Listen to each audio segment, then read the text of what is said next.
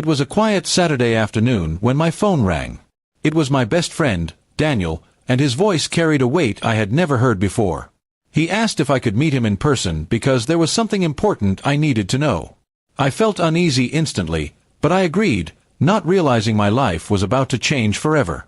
When I arrived at the cafe where he had asked me to come, I noticed he looked pale and troubled. He didn't waste time with small talk.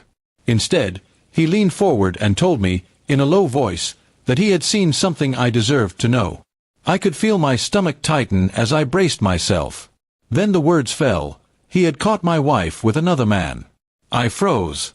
At first, I thought it was a cruel joke, but Daniel's eyes told me he wasn't lying. He explained how he had been at a restaurant the night before with colleagues when he spotted my wife at a corner table. She wasn't alone. She was sitting close to another man, laughing, touching his hand, and later leaving with him as if they were a couple. Daniel said he followed discreetly just to be sure and saw them checking into a hotel together.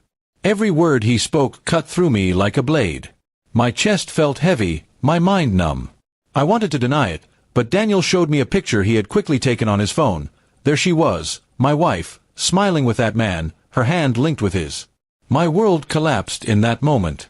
I thanked Daniel for being honest with me, though the truth crushed me. He looked guilty, almost apologetic, but I knew he had only done what a true friend would do. If he had stayed silent, I would have continued living in ignorance, blind to the betrayal happening behind my back. That night, I confronted my wife. She was in the living room when I walked in, pretending everything was normal. I set my phone on the table and showed her the photo Daniel had given me. Her face lost all color. She stammered, trying to form excuses, but the silence between us was already louder than her words. She admitted to it eventually, saying it just happened, and that she didn't mean for it to go so far. But I had no patience for empty excuses. Trust, once broken, can never be glued back the same way. I told her plainly that she had destroyed the foundation of our marriage with her choices. She tried to cry, tried to shift the blame on loneliness, on small arguments we had in the past, but I had heard enough. Every reason sounded hollow. If she had problems with me, she should have spoken, not betrayed. Love cannot survive in secrecy and lies. The next few days were some of the hardest of my life. I moved into Daniel's spare room for a while, too angry and heartbroken to even stay under the same roof as her. Daniel was there for me every step of the way, reminding me that I wasn't alone and that I deserved better. His loyalty contrasted sharply with her betrayal, and it opened my eyes to who truly valued me. Friends and family soon came to know what had happened.